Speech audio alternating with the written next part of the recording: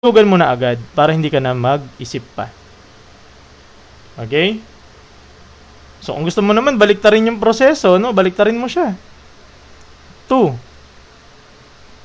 Baliktarin mo, di ba? Yung mga sinabi niya para masaktan kayo pareho, di ba?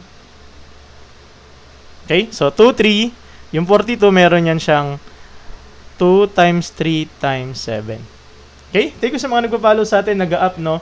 Thank you po, no? Okay? Next.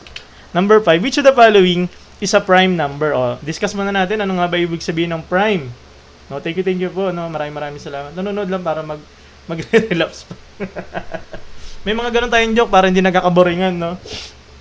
Pag wala kasing ganun, parang ang boring, hindi kasi ako sanay ng ganun na classroom. No? Ang tayo masaya. Oy, ilan na? Nagsagot. Okay, isa pa. Okay? Hindi, isa pa. Sige, pag 5 na yung nagsagot, pwede na tayo magsagot. Uy, na, 5 na. Okay, so hinahanap lang naman dyan, ano bang prime sa